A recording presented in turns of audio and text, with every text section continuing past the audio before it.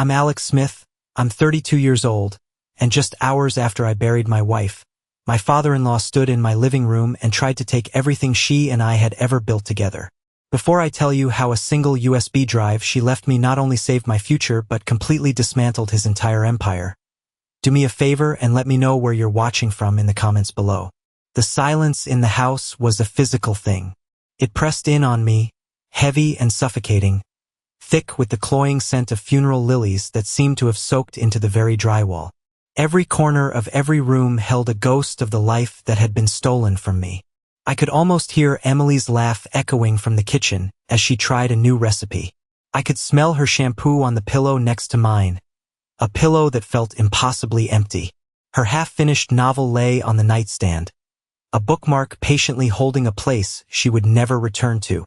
My wife, my Emily, the vibrant, brilliant center of my universe, was gone, reduced to a police report statistic from a screech of tires on a rain-slicked country road. My mom, Sarah, was finally asleep in her room. The emotional toll of the day had completely exhausted her, and seeing her own grief mirrored in mine had been a quiet torture for us both. I was standing alone in the living room, the house dark except for a single lamp, just staring at a photo of Emily and me on our wedding day. We were so young, so full of hope, so unaware of the tragedies that lay ahead. That's when the doorbell rang, a sharp, jarring sound that felt like a violation of the sacred quiet. I didn't want to see anyone. I didn't have the strength to accept another casserole or listen to another well-meaning but empty platitude.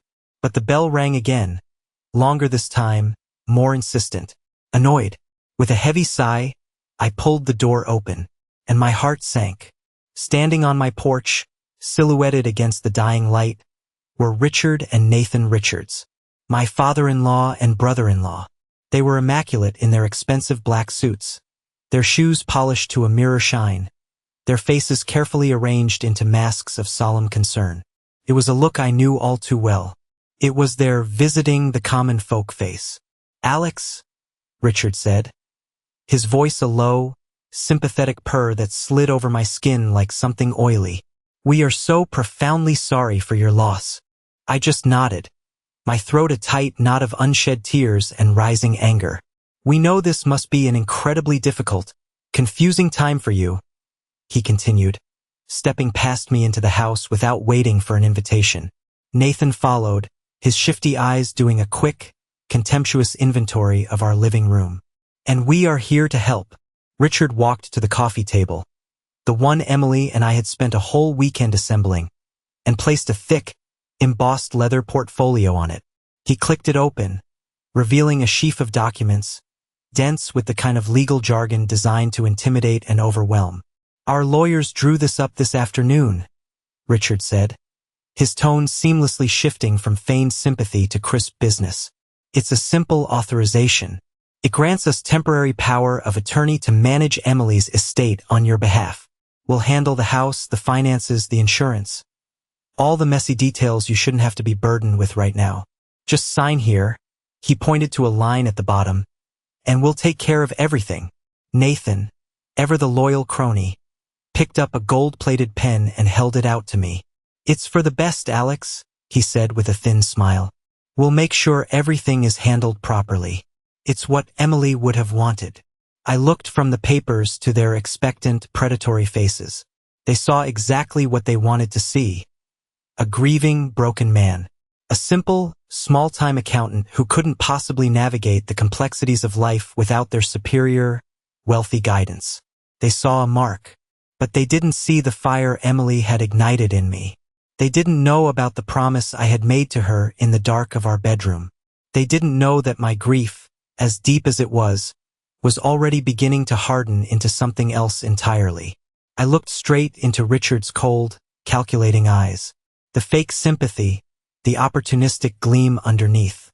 I felt a strange calm settle over me, a chilling clarity that pushed the grief down, just for a moment. My voice, when it finally came out, was steady, devoid of tears, devoid of weakness. "Thank you for your concern," I said, my words cutting through the heavy silence like shards of glass. "But I've got it handled." The flicker of surprise in their eyes was the first small, Bitter victory in a war I didn't even know I was about to fight. They didn't understand. They couldn't. And that was their first and most critical mistake. Why was I so confident?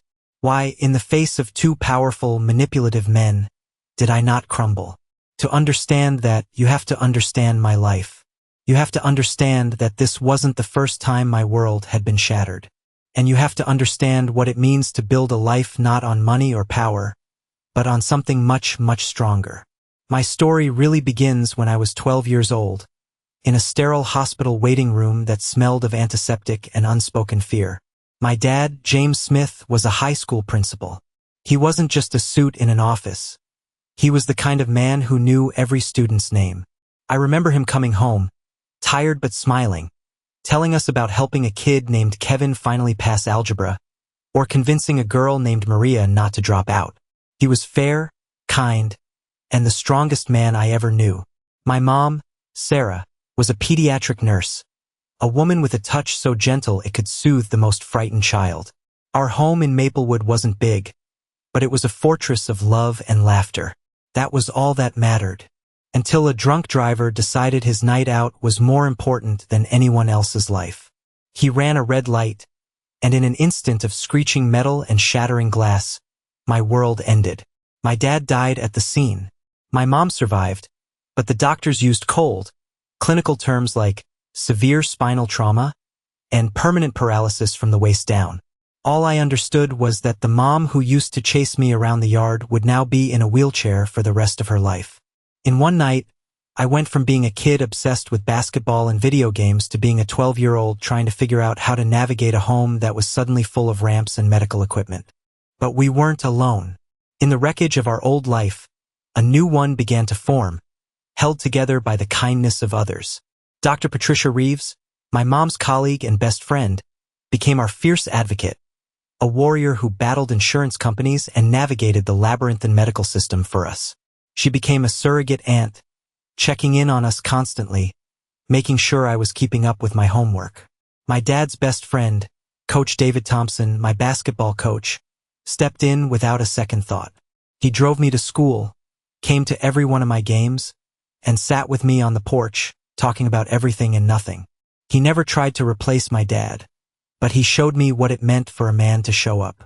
He taught me that strength wasn't about the absence of pain, but about what you do with it. High school was a blur, a constant, exhausting balancing act. AP classes, basketball practice, and coming home to help mom. I learned to cook, to do laundry, to manage a household budget with the precision of, well, an accountant. It was hard. There were days I was so tired I could barely keep my eyes open in class.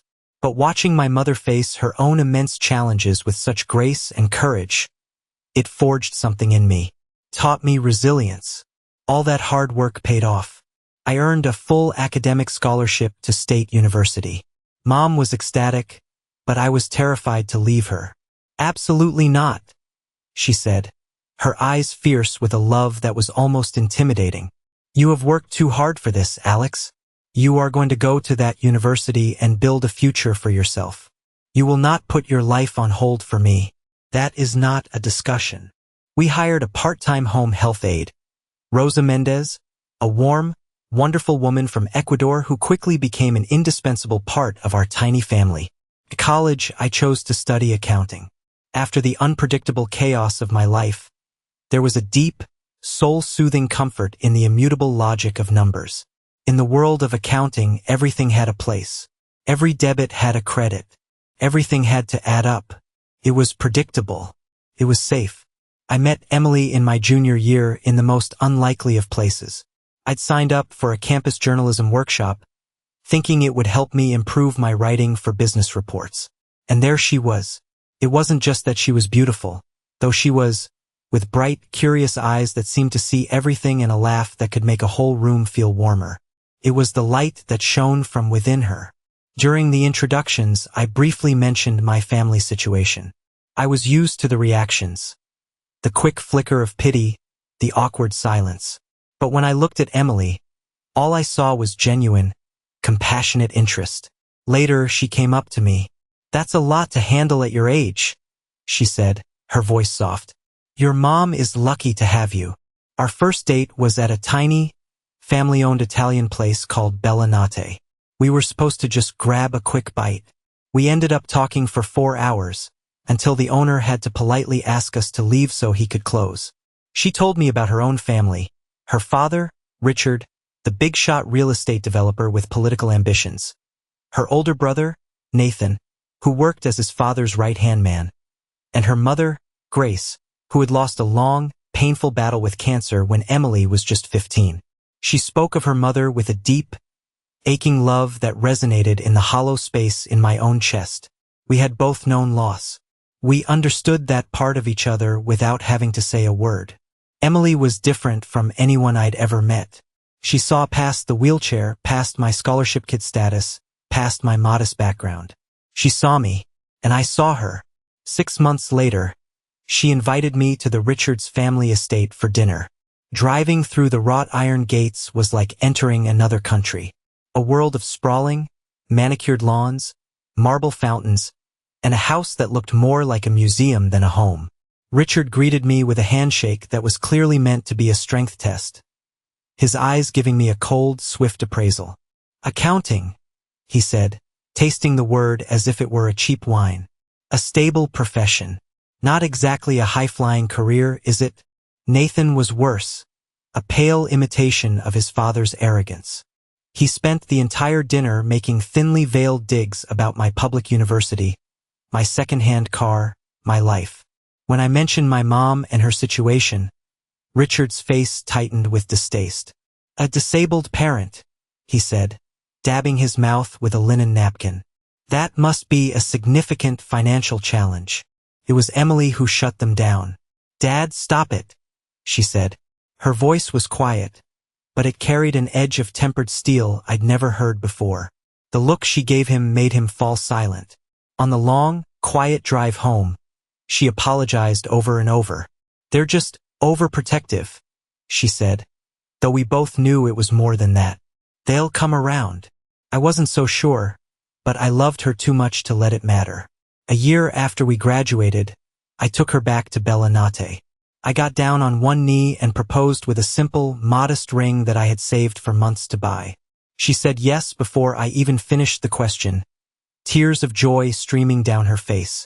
Richard's wedding gift was an offer to pay for a lavish, 300-guest affair at his country club. But it came with a thick, non-negotiable prenuptial agreement. "It's just business, son," he'd said, clapping me on the shoulder. "A man has to protect his assets." Emily was incandescent with fury. "My marriage is not a business deal," she told him over the phone. "And if you can't respect the man I love, then you don't need to be at our wedding." So we got married in the sun-dappled backyard of my childhood home. It was small, it was perfect, and it was filled with real, unconditional love. My mom, Sarah, beamed from her wheelchair, her face the very picture of pure joy. Coach Thompson gave a heartfelt toast that brought tears to everyone's eyes. Even our old neighbor, Mrs. Jenkins, now using a walker herself, got up for a slow dance with me. Richard and Nathan did show up, an hour late, looking deeply uncomfortable. They barely spoke a word to my mother and left before we even cut the cake. But Emily's Aunt Clara, Richard's estranged sister who had been the family's black sheep for marrying a high school teacher, pulled me aside. "Don't you mind him," she whispered, squeezing my arm. "Richard has always believed a man's worth is tied to the size of his bank account. He's a fool. You and Emily, you have the real treasure." We moved into a larger apartment, one we modified for my mom. Emily and Mom became the best of friends, an unstoppable team, watching old black and white films together while I worked late during the busy tax season. Emily's career as an investigative journalist was taking off. Her editor, a gruff, old-school newsman named Jack Morrison, saw her talent and championed her. "You've got fire, kid," he told her once. "Don't ever let anyone put it out." Meanwhile, I was steadily climbing the ladder at my accounting firm, Henderson and Partners. My boss, Vivian Chun, respected my meticulous work and, more importantly, my integrity. Life was good. It was stable. It was ours. We started talking about having kids. It was a dream we both held close. But we knew we needed a more accessible home first, a place where our family, all three of us and hopefully more, could truly put down roots. 2 years into our marriage, Emily broke a massive story about corruption in the city's housing department. She won a major journalism award and a significant cash bonus.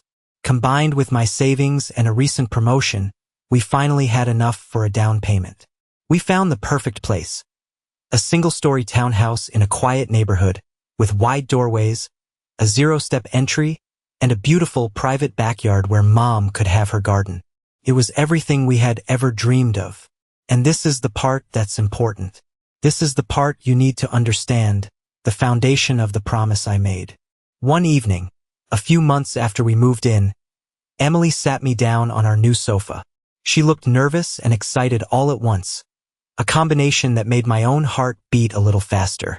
"Alex," she said, taking both of my hands in hers, "we need to talk about our family, about the future." She explained that she'd been having some long, serious talks with Dr. Reeves. Because of some lingering health complications related to the same genetic condition that had caused her mother's cancer, carrying a child to term would be incredibly risky for her. My heart sank into my stomach. I knew, more than anything in the world, how much Emily wanted to be a mother. "But," she said, a slow, brilliant smile spreading across her face, "that doesn't mean we can't be parents. There are other ways." She told me about surrogacy. She'd already done months of research. She pulled out a thick folder filled with profiles from a reputable agency. We spent the entire night, curled up on the sofa, reading them together. We looked at the smiling faces of these incredible women who wanted to help people like us build a family. It wasn't a secret she was keeping from me. It was a journey she was inviting me to join, hand in hand. We chose a woman named Megan. She was a teacher from a few towns over, with a warm smile and kind eyes. We spoke to her on video calls and she just felt right. She understood what this meant to us. A few weeks later, we all sat together in Dr. Reeves' office, a room filled with nervous hope, as they performed the embryo transfer. Our embryo, our child, our future. That night, as we lay in bed, the weight and wonder of it all settling over us, Emily traced patterns on my chest with her finger. "If it's a boy," she whispered into the quiet darkness, "I want to name him James, after your dad." Tears pricked my eyes. I pulled her closer. "I'd love that." She grew serious then, turning to look at me. "Alex, look at me. My family, they will never understand this. They don't understand what real family is. It's not about blood or money. It's about love and loyalty. It's about showing up." She took a deep breath. "If anything ever happens to me, you have to protect this. You have to protect our family's future. Promise me you'll fight for it." "I promise," I said, kissing her, trying to pour all the love and conviction I felt into that single touch. "Nothing is going to happen to you." But I was wrong. The housewarming party was supposed to be the official celebration of that future. It was a perfect, crisp autumn day, the kind where the air smells like wood smoke and leaves. Our new home was filled to the brim with our chosen family, a boisterous, happy crowd that spilled out from the living room onto the back patio. Marcus, my best friend since childhood, was manning the grill, arguing playfully with Tyler, my old college roommate, about the proper way to cook a burger. Sophia, Emily's best friend and a brilliant photographer, was weaving through the crowd, capturing candid moments of laughter and joy. Coach Thompson was deep in conversation with my boss, Vivian Chun, while Dr. Reeves was helping my mom, Sarah, show off her new container garden. It was a perfect tapestry of the life we had built, thread by loving thread. It felt, for the first time in a long time, like we had finally arrived. Then Richard and Nathan showed up. They were an hour late, of course, making an entrance. They were dressed in tailored slacks and cashmere sweaters that cost more than our new lawnmower, looking completely out of place and utterly disdainful of our suburban joy. The happy hum of the party seemed to dip by several decibels as they walked through the house.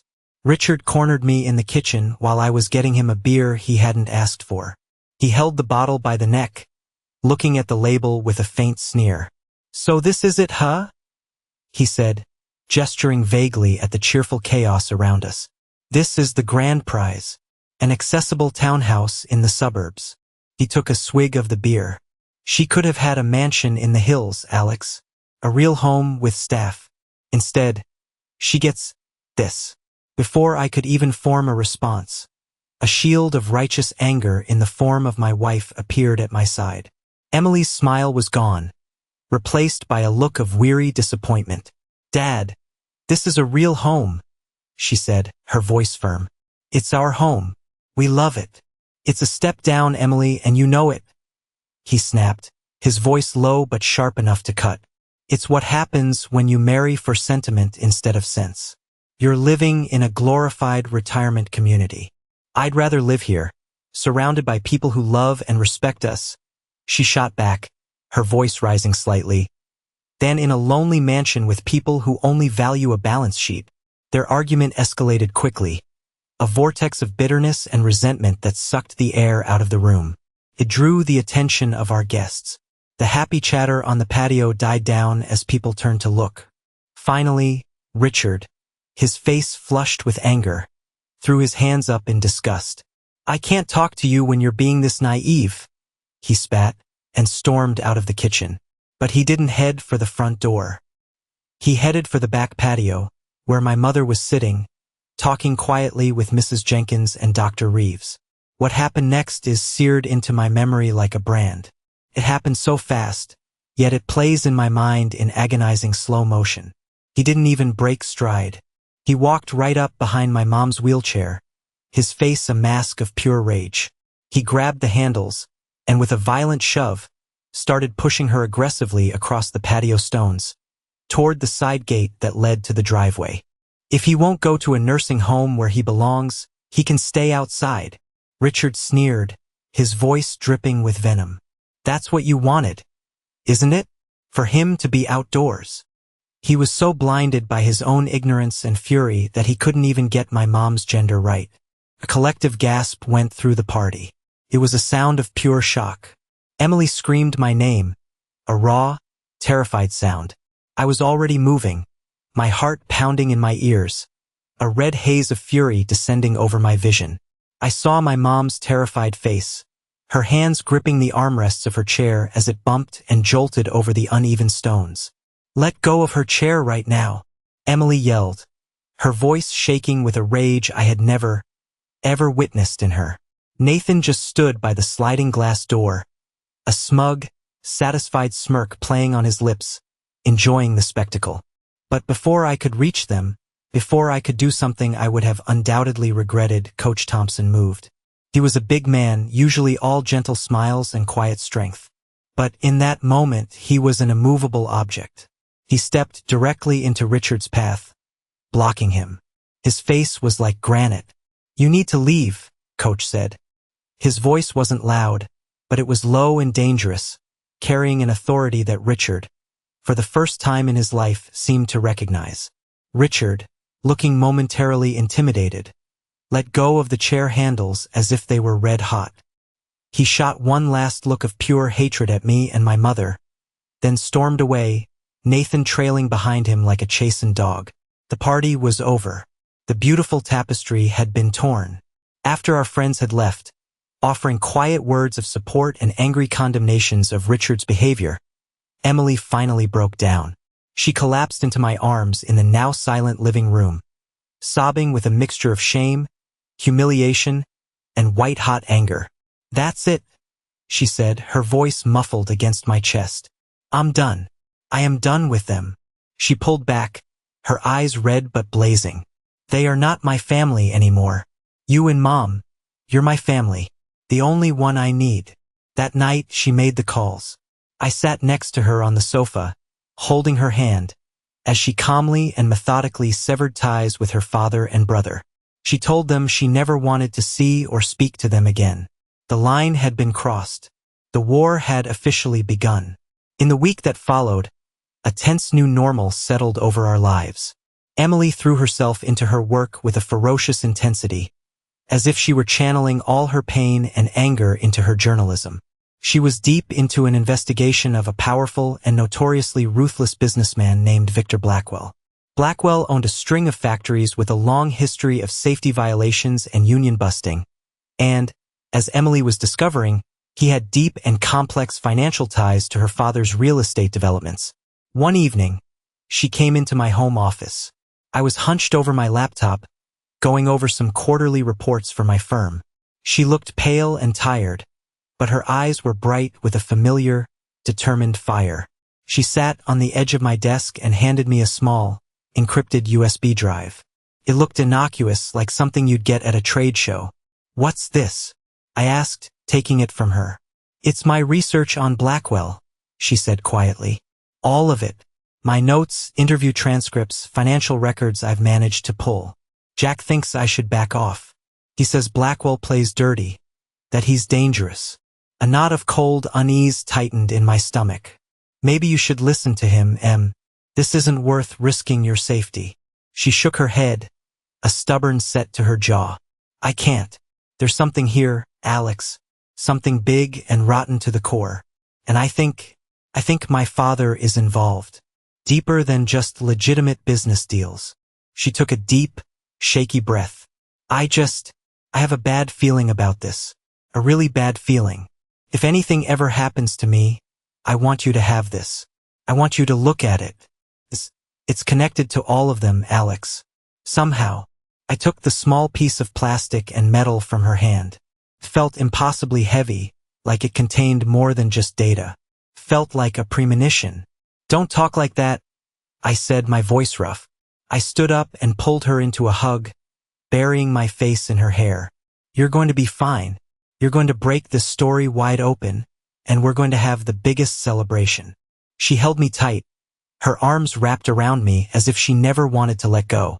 "I love you, Alex," she whispered against my chest. "Don't ever forget that." "I love you too," I whispered back, my heart aching with a sudden, inexplicable fear. Always. That was the last time I held her. 3 days later, the rain was coming down in relentless, driving sheets, blurring the world outside our windows into a watercolor of gray and green. I was in the kitchen making dinner, glancing at the clock on the stove. It was almost 7. Emily should have been home an hour ago. She was always so good about calling or texting if she was running late. A small, anxious knot began to tighten in my stomach. My phone rang, and I snatched it off the counter, a wave of relief washing over me. "Hey, you," I said, expecting to hear her voice, probably telling me she was stuck in traffic. But it was a man's voice, a calm, official-sounding voice that didn't belong to anyone I knew. "Am I speaking with Mr. Alex Smith?" "Yes, this is he." "Mr. Smith, this is Officer Rodriguez with the State Highway Patrol. I'm calling about a 2018 Honda Accord registered to an Emily Richards." The words he said next didn't form coherent sentences at first. They were just sounds, fragments that my brain refused to assemble. Single vehicle accident, remote country road, car overturned. Severe weather conditions. No survivors. The phone slipped from my numb fingers and clattered onto the tile floor. The world didn't just collapse this time. It didn't just shatter. It ceased to exist. In its place was a roaring, white noise void of pure, unadulterated pain. The days that followed were a blur of numb disbelief, a surreal nightmare from which I couldn't wake up. Planning a funeral for your 30-year-old wife is a task I would not wish on my worst enemy. Every decision, casket, flowers, music was a fresh wave of agony. Our friends, our real family, formed a protective circle around me and my mom. Marcus, my stoic, dependable friend, handled the endless phone calls, his voice a calm barrier against the tide of condolences.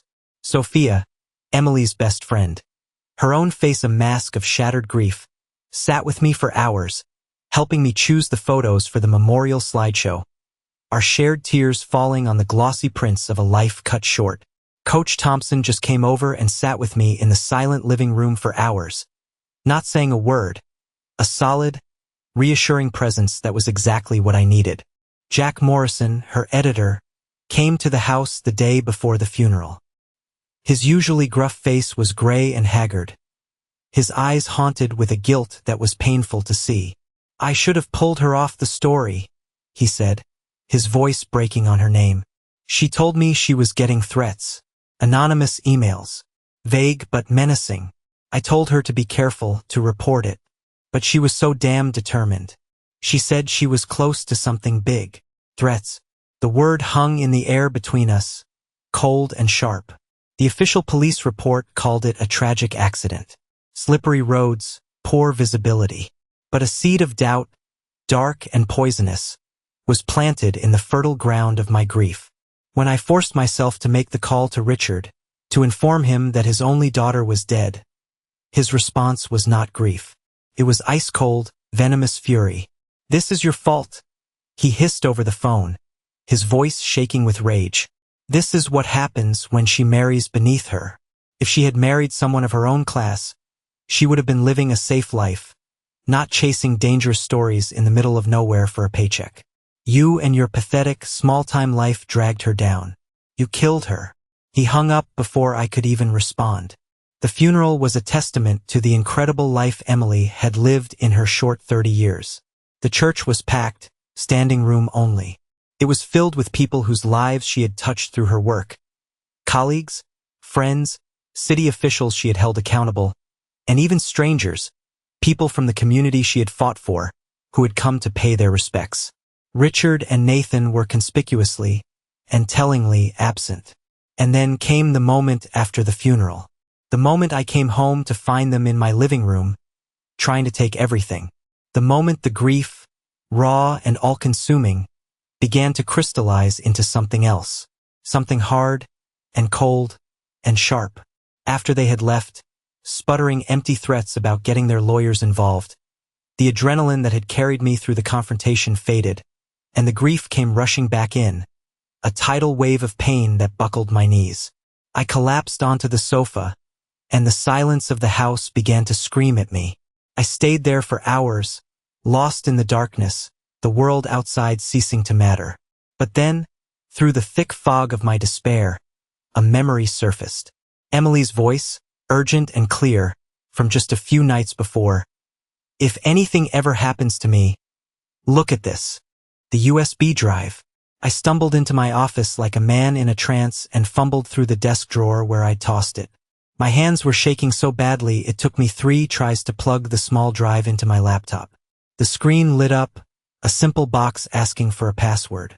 My mind went completely blank. What would she use? Her birthday? Our anniversary?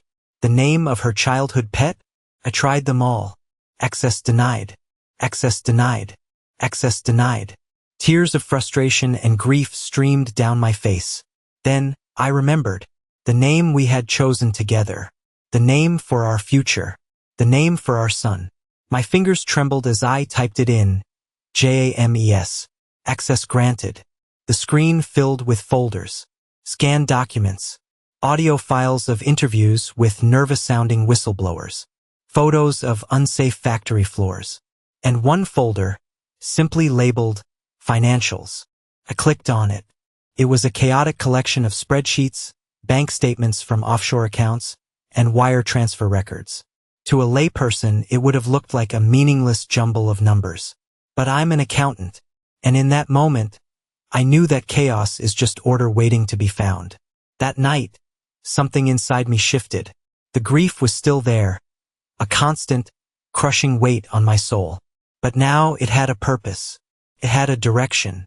I made a pot of coffee so strong it could dissolve a spoon, and I sat down at my desk. This was my world. Numbers, data, patterns, and I would use it to find the truth.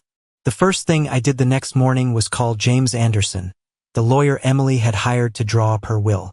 I didn't wait for him to call me. I took the initiative. "Mr. Anderson," I said, my voice clear and steady. "This is Alex Smith, Emily Richards' husband. My wife informed me she filed a will with your firm some months ago. I need to see it as soon as possible." There was a brief pause on the other end of the line. "Of course, Mr. Smith. I am so terribly sorry for your loss. Emily was a remarkable young woman. Can you come in tomorrow at 10? "I'll be there," I said and hung up.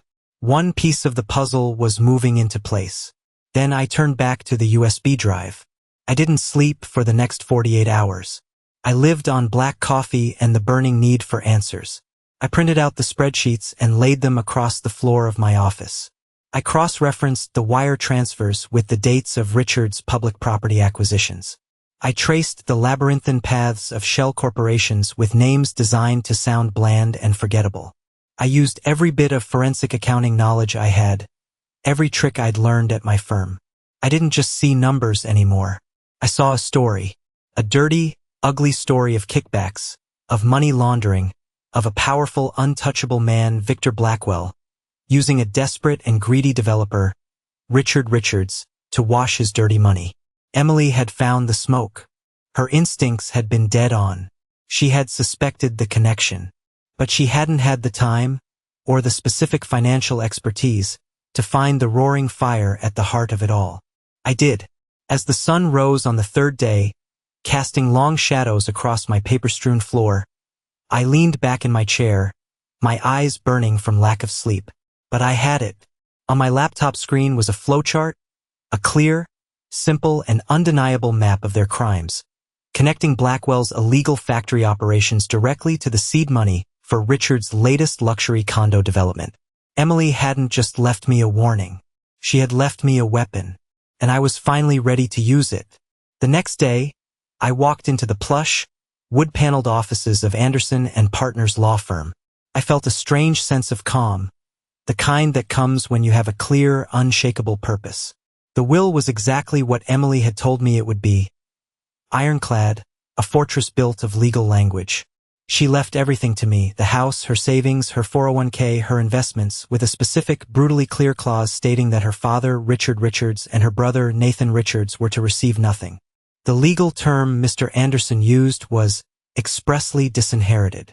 She was very specific about that point, Mr. Anderson said, his eyes kind but professional. She wanted to ensure you and your mother were protected.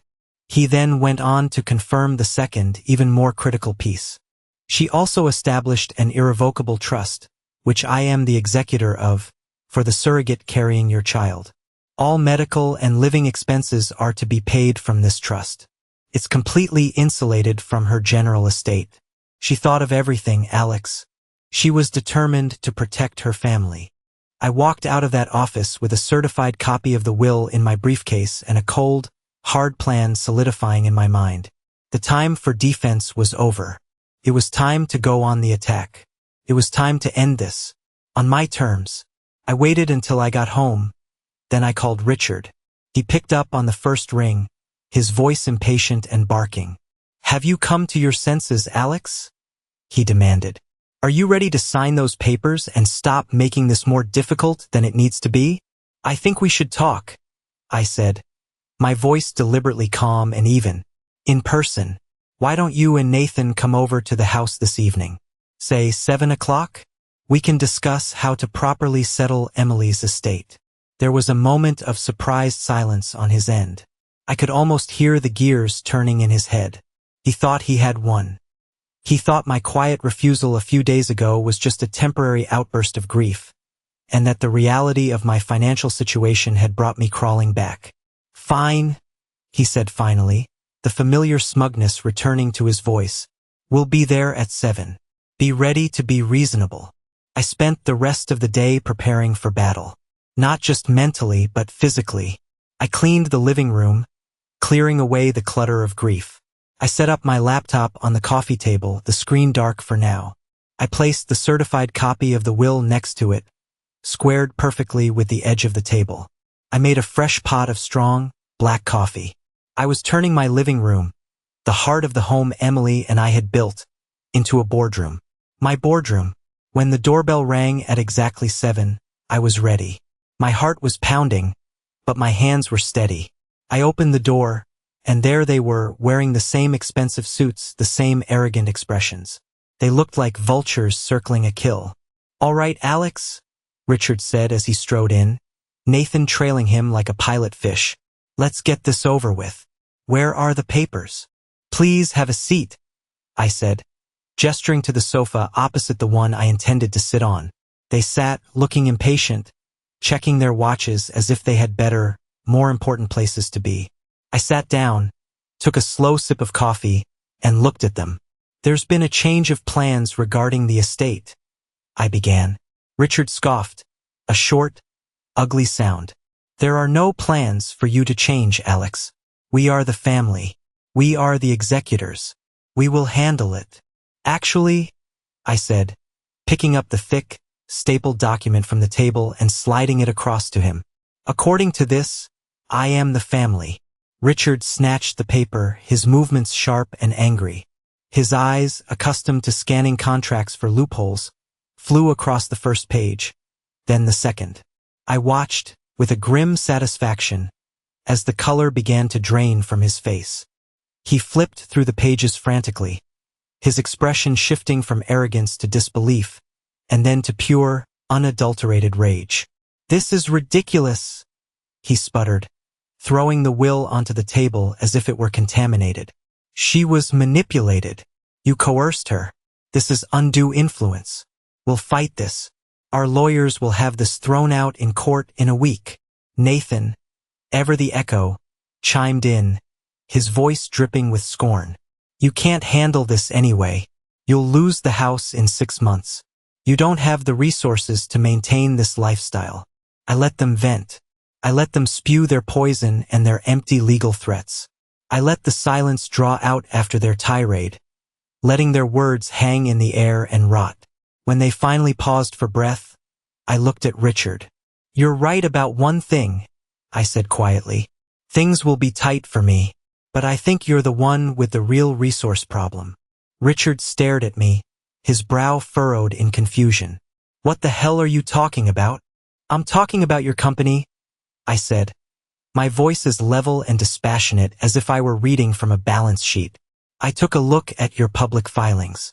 The Blackwell deal falling through after Emily's accident left a massive hole in your projected revenue. You're leveraged to the hilt.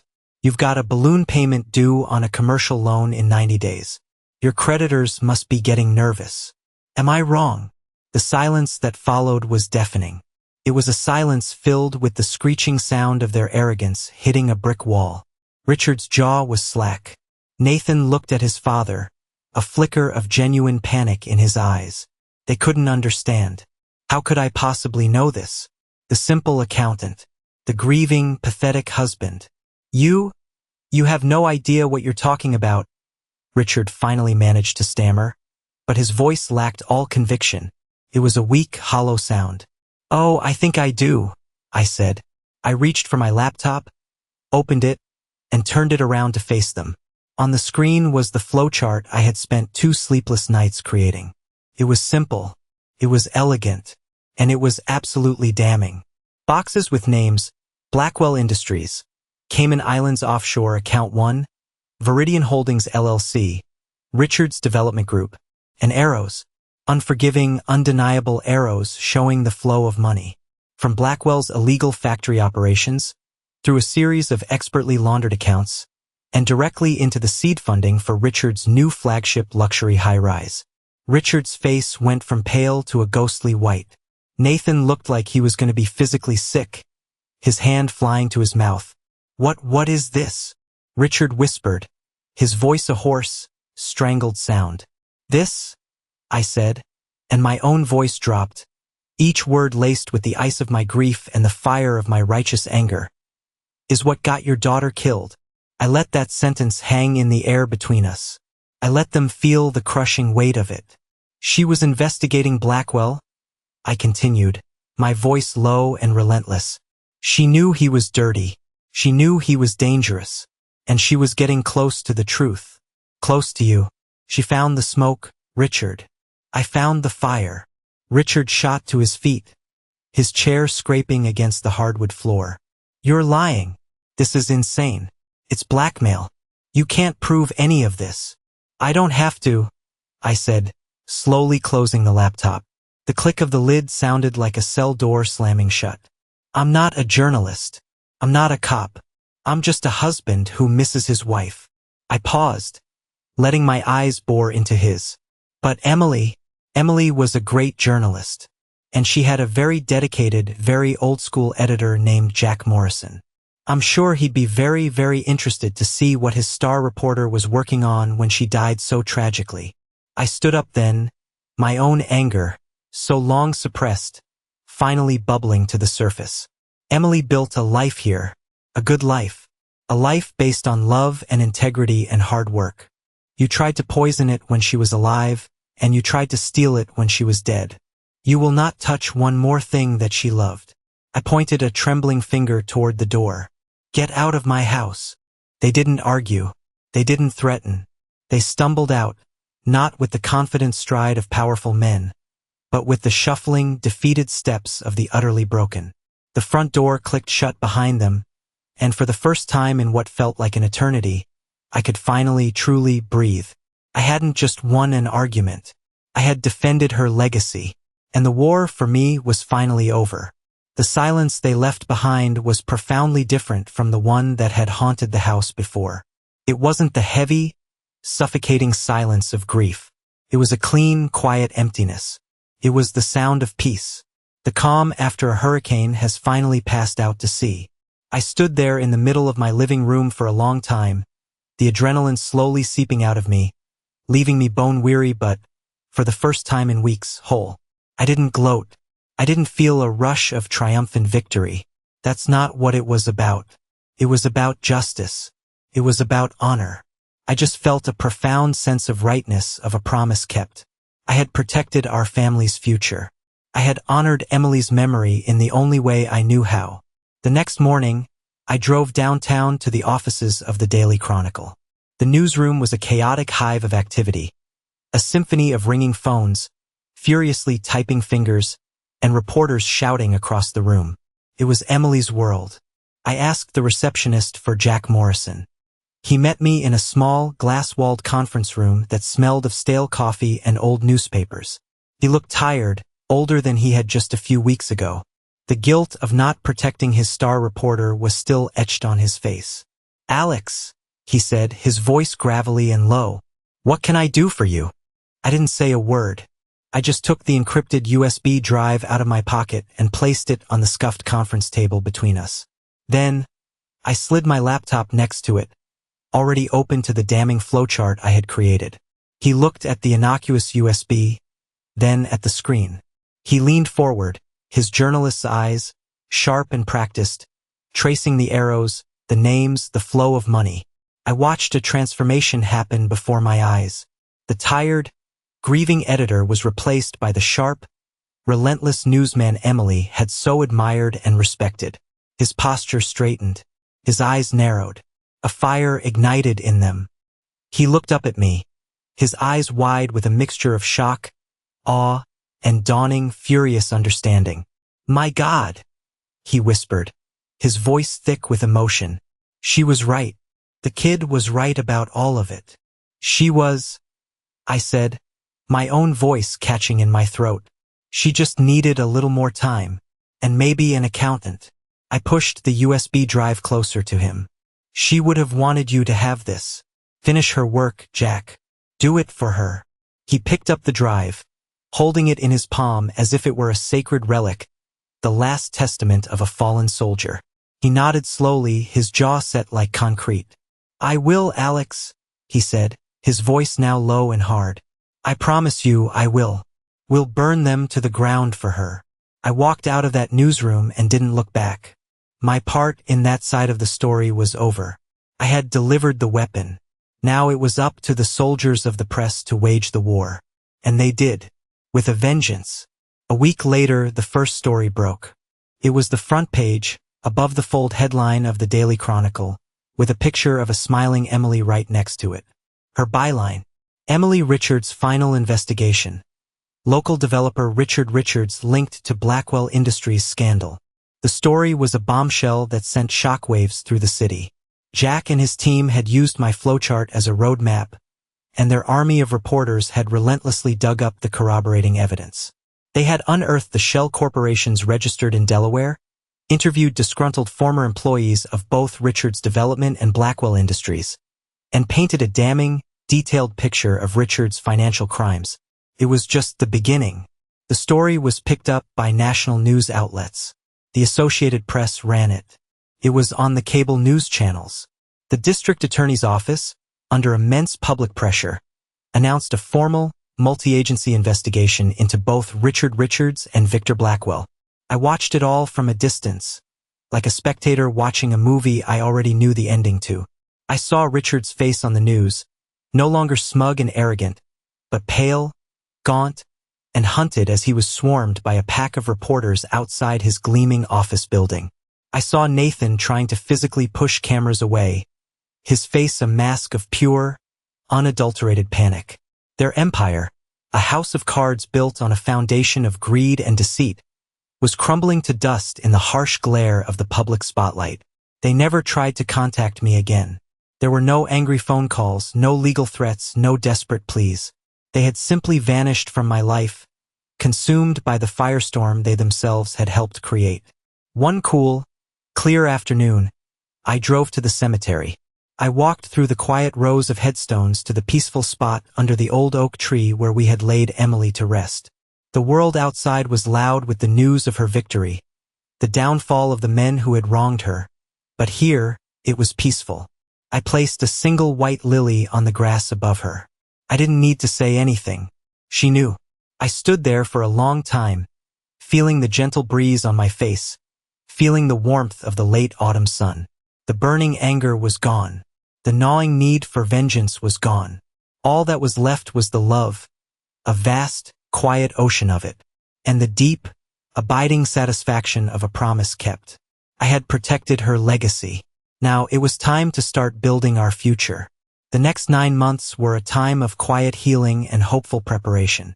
The world outside was still dealing with the spectacular fallout of Emily's final story, but inside the 4 walls of my home, a new, better world was taking shape, one day at a time.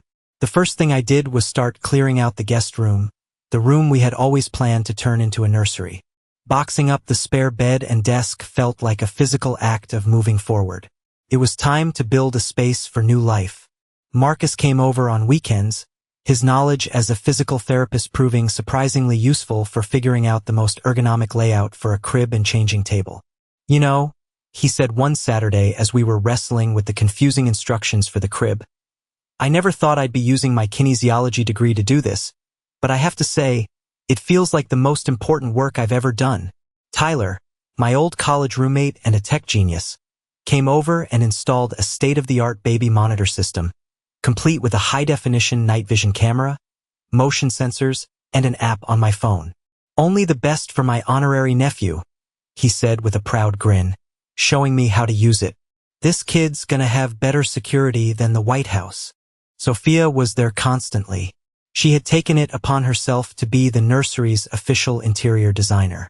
She spent days painting a breathtaking mural of gentle, smiling stars and a friendly, winking moon on one wall.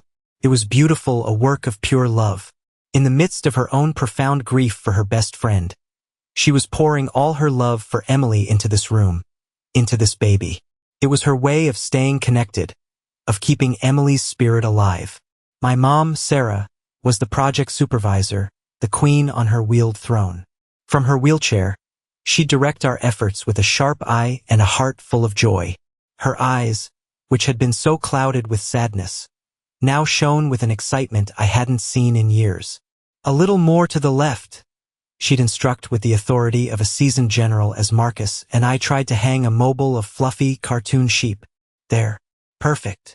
Our chosen family, the one forged not by blood but by love and loyalty, was building a nest for its newest member. Each nail hammered, each wall painted, each tiny onesie folded and put away, was an act of defiance against the darkness we had endured. It was a powerful, collective affirmation of life. Dr. Reeves became my rock, my guide on the journey to fatherhood. She kept me updated on Megan's pregnancy, sending me ultrasound pictures that I would stare at for hours, trying to imagine the little person taking shape. She'd send me video clips of the baby's strong, steady heartbeat, a rhythmic drumming that was the most beautiful music I had ever heard. I was going to be a father. The thought was both the most terrifying and the most exhilarating thing I could possibly imagine. One evening, I was sitting with Mom in the living room watching the national news. A special report came on. It was an update on the Richards-Blackwell case. I watched, feeling strangely detached, as the reporter detailed how Richard Richards, facing an avalanche of overwhelming evidence, had pleaded guilty to multiple charges of fraud and money laundering to avoid a longer, more public trial. Then, the anchor, a woman with a serious, respectful expression, said, "In a related story, the Pulitzer Prize Board today awarded a posthumous prize for investigative journalism to the Daily Chronicle's Emily Richards for her courageous work in exposing the scandal." They showed a picture of her on the screen. The one from our wedding. She was smiling, her eyes sparkling with life and love. Pulitzer, the highest, most prestigious honor in her field. She had done it. Her work, her integrity, her unrelenting fire, it had been recognized at the highest possible level. Tears streamed down my face, but this time, they weren't tears of sorrow. They were tears of pure, unadulterated pride.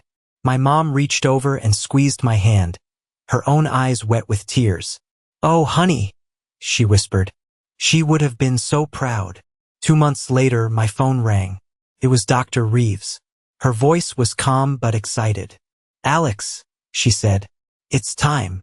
The hospital was a blur of bright lights, antiseptic smells, and anxious energy. But the delivery room wasn't a place of fear.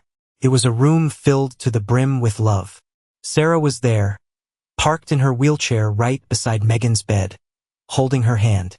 Sophia was there, her professional camera swapped for her phone, ready to capture the first moments of this new life. Dr. Reeves was a calm, reassuring presence, a steady anchor in a sea of emotion. In the waiting room, Coach Thompson paced like an expectant grandfather, while Marcus and Tyler were trying, and failing, to look calm, their nervous energy palpable even through the closed door. And then it happened. A cry. Not a weak, tentative cry, but a strong, healthy, beautiful cry that cut through all the pain and loss of the past year and filled the room with the undeniable sound of life. "It's a boy, Alex," Dr. Reeves said, her voice thick with emotion as she smiled at me over her mask. "You have a son." A nurse cleaned him up and wrapped him in a soft blue blanket, then placed him in my waiting arms. He was so small, so impossibly perfect. He had a full head of dark hair, just like mine, and when he opened his eyes for a moment, I saw them. They were his mother's eyes. I saw a flicker of her spirit, her light, in their dark, curious depths. I looked over at my mom. She was openly weeping, her face a beautiful mess of joy and love. As I stood there, holding my son, lost in a world that now consisted only of the two of us, I happened to glance at the small television mounted in the corner of the room. A local news channel was on, the volume muted. The headline scrolling at the bottom of the screen caught my eye. Developer Richard Richards sentenced to 10 to 15 years in federal prison. Justice. Final, absolute, and delivered at the exact moment my new life was beginning. It wasn't vengeance. It was just closure. The final, definitive closing of a dark, painful chapter, right as the first, most beautiful page of the next one was being written. Holding my son for the first time was like feeling the sun on your face after a year of cold, relentless rain. In that instant, all the anger, all the bitterness, all the need for justice that I had carried for so long, it just melted away. Couldn't survive in the face of this tiny, perfect, breathing miracle. This piece of Emily that was still here, warm and real in my arms.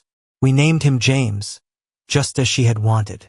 James Emily Smith, a name that carried the weight of the past and the hope of the future.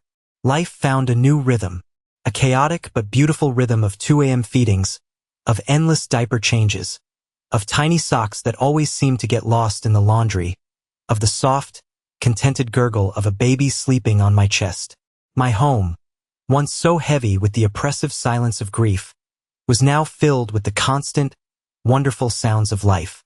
My chosen family, my real family, was always there. Coach Thompson, the man who had taught me how to be strong, now taught me the surprisingly delicate art of giving a slippery baby a bath without getting soaked myself. Sophia took thousands of pictures, creating a visual diary of James's first year, documenting every milestone, every sleepy smile, every new discovery. Marcus would come over after a long day at his clinic and just hold James for hours, giving me a chance to shower or just sit and drink a cup of coffee in peace. And my mom, Sarah, was the most incredible, doting grandmother a boy could ever ask for. She'd read to him for hours, her voice soft and soothing. She'd sing him the same lullabies she once sang to me. And sometimes, I'd just find her watching him, her face filled with a look of pure, unconditional adoration. One quiet evening, when James was a few months old, I was sitting in the nursery, rocking him slowly to sleep. The moonlight streamed through the window, illuminating the gentle, smiling stars and the friendly, winking moon that Sophia had so lovingly painted on the wall. He was so peaceful, his little chest rising and falling in a steady, trusting rhythm. In that quiet, perfect moment, I felt Emily's presence so strongly it was as if she were sitting in the rocking chair right next to me. I thought about everything we had been through, the fight, the loss, the struggle. I thought about the man I was before, the quiet, responsible boy who just wanted a safe, predictable life. And I thought about the man I had become. The grief would always be a part of me, a scar on my heart that would never fully fade. But it was no longer an open, weeping wound. It was a reminder of a love so powerful, so true, that it had given me the strength to fight a war I never wanted, and win.